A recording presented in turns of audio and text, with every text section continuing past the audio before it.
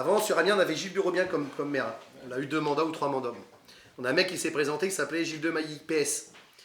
Il est venu à la sortie des usines, il est venu avec nous le 1er mai, on était en pleine lutte, etc. Jusqu'à temps qu'il soit élu, le jour qu'il a été élu, on ne l'a plus jamais vu. On a eu un député qui s'appelait Maxime Gremetz. C'était le seul qui venait à la sortie des usines nous distribuer des tracts, nous expliquer le PC, nous expliquer les choses, etc. Quand il est parti, plus jamais on a eu de tracts. Ah oui. Les seuls qui ont commencé à venir, et encore on les foutait dehors à coups de pompe dans le cul, c'est le Front National. Moi je m'en souviens, après la grosse baston avec les CRS, les mecs ils disaient tous ça va chier, on va voter Front National, ils feront moins les malins, là, tu vois, machin, etc. J'ai l'impression que dans certaines personnes, dans la tête de certaines personnes, le Front National ça serait le chaos. Et derrière le chaos, un bordel tellement monstre qu'on peut peut-être reprendre le pouvoir aussi si ça part en couille, quoi. Les gens ils se disent, bah si c'est le bordel, peut-être que ce sera le bordel à un tel point que bah, tout le monde va se foutre dans la rue, puis peut-être que ce jour-là, on va peut-être arriver à faire quelque chose.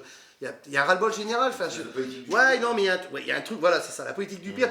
Puis surtout, les gens, ils ont plus de repères idéologiques, ils ont plus rien, ils sont un peu paumés, quoi. Je pense que c'est le monde ouvrier qui est en train de basculer. Non, mais le monde ouvrier, il est passé d'un PC et PCF dans les années 60-70. Après, il y a eu le programme commun avec Mitterrand, il a fumé le Parti communiste français, hein, on ne va pas se raconter l'histoire. Hein. Les socialistes, ils ont commencé le boulot à 2 mandats, et avec 2 mandats, il a fait du bon boulot, le père Mitterrand, quand même. L'héritage Mitterrand, on en prend plein la gueule quand même aujourd'hui. Puis aujourd'hui, ils sont en train de finir vraiment le boulot. C'est-à-dire que là, Mélenchon, bon, il part seul. Aujourd'hui, il est crédité de 12%, mais c'est normal, il n'y a que lui à gauche qui s'est présenté comme candidat. Bon, Poutou, on sait tous que c'est pas... moi, je le connais en tant que militant parce que je suis allé avec lui à 2-3 manifs.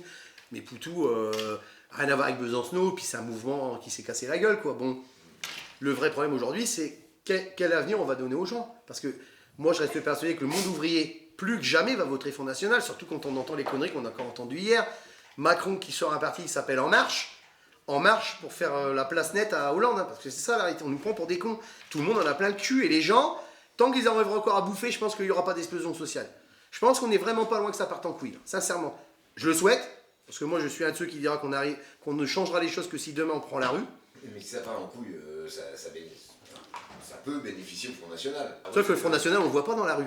Je veux dire, depuis qu'on est en bataille sur la loi El Khomri, le Front National n'est jamais à côté ni des salariés, ni des étudiants, ni de personne. Moi, je pense que le Front National, aujourd'hui, il a tout à perdre, justement, un gros mouvement de lutte de classe. Parce qu'il ne connaît pas sa lutte des classes. Et c'est là où je suis en colère après la Confédération CGT. Je l'ai dit à Martinez, mais je continuerai à le dire le temps qu'il faudra. C'est que franchement, la CGT ne prend pas sa place. On a un rôle incontournable et historique. C'est la première fois depuis 20 ans qu'on sent qu'il y a quelque chose qui est en train de pointer le bout du nez.